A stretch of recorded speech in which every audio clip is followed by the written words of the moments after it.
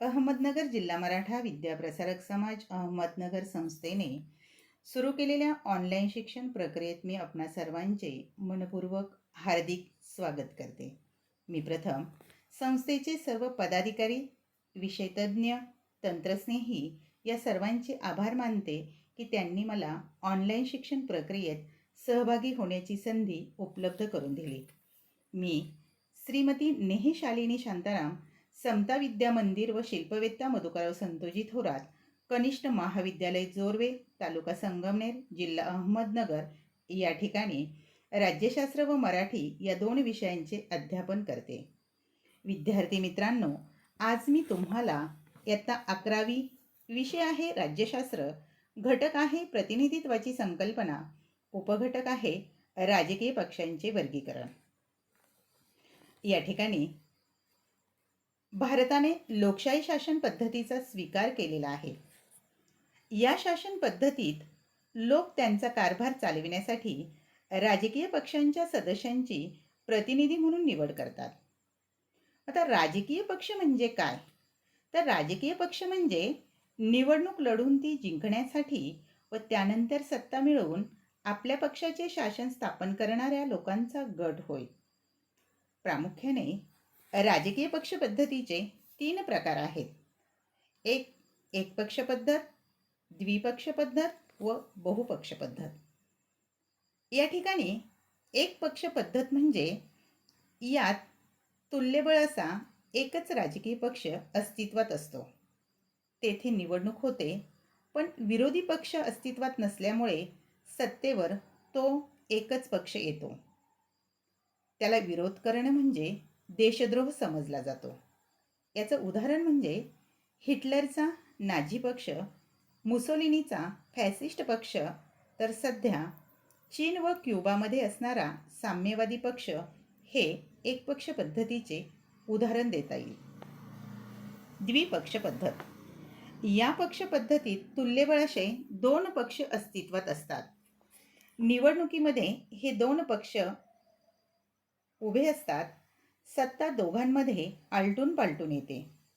एक पक्ष सत्तेवर असतो तर दुसरा पक्ष विरोधी पक्ष म्हणून काम पाहतो. आता द्विपक्ष पद्धतीचं उदाहरण सांगायचं म्हटलं तर अमेरिकेमध्ये रिपब्लिकन व डेमोक्रॅटिक हे 2 पक्ष आहेत, तर इंग्लंडमध्ये हुजूर व मजूर असे 2 पक्ष आहेत. तिसरा प्रकार बहुपक्ष पद्धती. 2 पेक्षा जास्त पक्ष अस्तित्वात असणं याला बहुपक्ष पद्धत असे म्हणतात. निवडणुकीच्या रिंगणात अनेक पक्ष असतात, त्यामुळे अशा ठिकाणी एका पक्षाला बहुमत मिळणे कठीण बनते. मग 2 किंवा जास्त पक्ष एकत्र येऊन सत्ता स्थापन करतात, त्याला आघाडीचे किंवा युतीचे सरकार म्हणतात. परंतु असे सरकार बऱ्याच वेळेला अस्थिर बनू शकते. त्याचं उदाहरण देता येईल भारत. भारतामध्ये बहुपक्ष पद्धती आहे. सध्या भारतात केंद्रामध्ये व महाराष्ट्राच्या विधिमंडळातही युतीचे सरकार आहे. त्यालाच संयुक्त सरकार किंवा संमिश्र सरकार असे म्हणतात. तर विद्यार्थी मित्रांनो, आता आपण राजकीय पक्षांचा उगम बघू. आता राजकीय पक्ष कसे अस्तित्वात आले हे जाणून घेणे कुतूहलाचे आहे. प्रतिनिधी सभेच्या स्थापनेनंतर राजकीय पक्ष उदयाला आले. प्रतिनिधी सभेतील समविचारी सदस्यांचे गट तयार झाले व ते एकत्र येऊन धोरणांवर प्रभाव टाकू लागले. या गटांना राजकीय पक्ष असे म्हटले गेले. प्रतिनिधी सभांच्या हातात सत्ता आल्यानंतर ज्यांना या प्रतिनिधी सभेत बहुमत असेल तेच कार्यकारी प्रमुख होणार हे निश्चित झाले आणि मग यातूनच संघटित गटांची गरज जाणवली. ही प्रक्रिया युनायटेड किंगडम आणि इतर अनेक देशात 18व्या शतकातच घडली. मात्र जसजसा मताधिकार अधिकाधिक लोकांना मिळाला तसतसे राजकीय पक्षांनी आपले सदस्य वाढविले व संघटना अधिक सुव्यवस्थित केली. मात्र भारतात ब्रिटिश सत्तेविरुद्ध लढत असताना राजकीय पक्षांचा उदय झाला. 1885 मध्ये भारतीय राष्ट्रीय काँग्रेस हा पक्ष अस्तित्वात आला. पुढे मात्र स्वातंत्र्य चळवळीने वेग घेतला आणि मुस्लिम लीग, हिंदू महासभा, भारतीय कम्युनिस्ट पक्ष यासारख्या अनेक पक्षांची स्थापना झाली. नंतर भारताला स्वातंत्र्य मिळाले. स्वातंत्र्य मिळाल्यानंतर शेतकरी कामगार पक्ष, द्रविड मुन्नेत्र कळघम, जनसंघ, समाजवादी पक्ष, भारतीय रिपब्लिकन पक्ष, शिवसेना, महाराष्ट्र नवनिर्माण सेना, राष्ट्रवादी काँग्रेस असे अनेक पक्ष अस्तित्वात आले. विद्यार्थी मित्रांनो, आता आपण राजकीय पक्षांचे वर्गीकरण बघू. आता भारतात राष्ट्रीय पक्ष, प्रादेशिक पक्ष व स्थानिक पक्ष असे पक्ष पद्धतीचे वर्गीकरण केले आहे. राष्ट्रीय व प्रादेशिक पक्षांचे निकष निवडणूक आयोग ठरवते. पक्षांना चिन्ह देण्याचा अधिकारही निवडणूक आयोगालाच आहे. प्रथम आपण राष्ट्रीय पक्ष बघूया. आता या पक्षाचे कार्यक्षेत्र संपूर्ण देशभर असते. या ठिकाणी कोणत्याही पक्षाला राष्ट्रीय पक्षाचा दर्जा मिळवण्यासाठी निवडणूक आयोगाने लावलेले जे निकष आहे ना, ते पूर्ण करावे लागतात. मग आता निवडणूक आयोगाने कोणते निकष लावलेले आहेत, तर त्यामध्ये पहिला आहे, त्या पक्षाला लोकसभा किंवा विधानसभेच्या निवडणुकीत 4 किंवा जास्त राज्यात 6% पेक्षा जास्त मते मिळाली पाहिजे. दुसरा निकष आहे, कोणत्याही एका किंवा विविध राज्यातून त्यांना लोकसभेमध्ये किमान 4 जागा मिळाल्या पाहिजे. हे 2 निकष आहे किंवा ह्या 2 निकषाऐवजी पुढचा निकष आहे तो म्हणजे लोकसभेत किमान 3 राज्यातून 2% जागा, म्हणजेच लोकसभेतील 543 जागांपैकी 11 जागा त्या पक्षाला मिळाल्या पाहिजे. तेव्हा तो पक्ष राष्ट्रीय पक्ष म्हणून घोषित केला जातो. अशा प्रकारे कोणत्याही पक्षाला राष्ट्रीय पक्ष मिळवण्यासाठी हे निकष पार पाडावे लागतात. विद्यार्थी मित्रांनो, भारतात एकूण 7 राष्ट्रीय पक्ष आहेत. त्यामध्ये पहिला आहे भारतीय राष्ट्रीय काँग्रेस. हा पक्ष ब्रिटिश काळातच स्थापन झाला. त्याची स्थापना 1885 मध्ये झाली आणि या पक्षाचं जे चिन्ह आहे ते आहे हाताचा पंजा. दुसरा पक्ष आहे भारतीय कम्युनिस्ट पक्ष. या पक्षाची स्थापना 1925 साली झाली.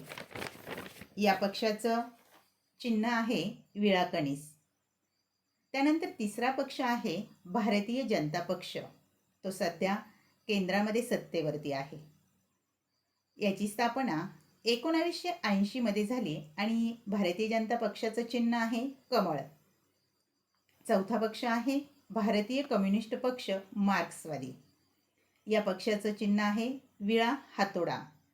आता पहिला जो कम्युनिस्ट पक्ष आहे त्या कम्युनिस्ट पक्षातील मार्क्सवादी विचारसरणीचा एक गट बाहेर पडला आणि त्या पक्षाने भारतीय कम्युनिस्ट पक्ष मार्क्सवाद हा नवीन पक्ष स्थापन केला.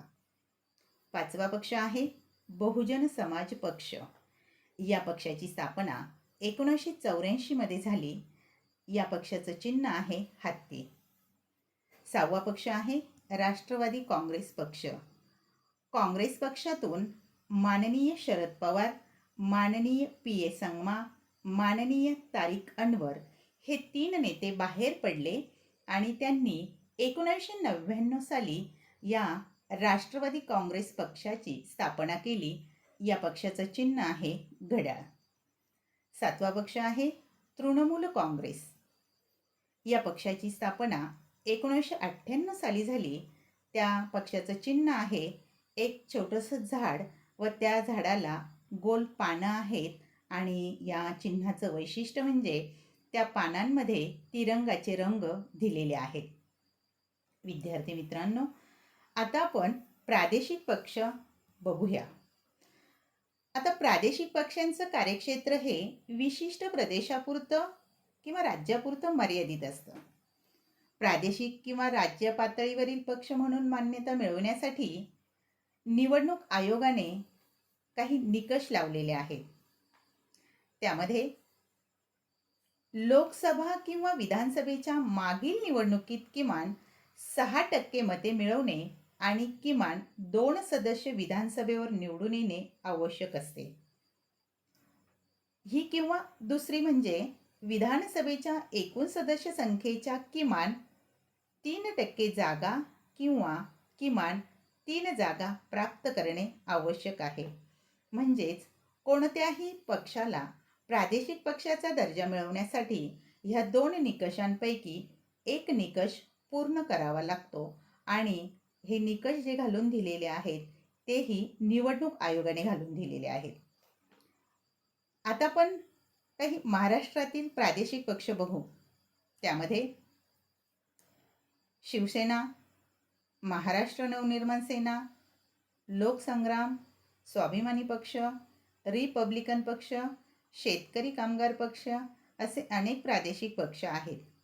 आता जसे महाराष्ट्रात प्रादेशिक पक्ष आहेत तसेच प्रत्येक घटक राज्यातही वेगवेगळे प्रादेशिक पक्ष आहेत. त्याचे जर उदाहरण घ्यायचं म्हटलं तर पंजाबमधील अकाली दल आहे, आसामचा आसाम गण परिषद आहे, तामिळनाडूतील द्रविड मुन्नेत्र कळघम किंवा अण्णा द्रविड मुन्नेत्र कळघम ही आपल्याला प्रादेशिक पक्षांची उदाहरण म्हणून सांगता येईल.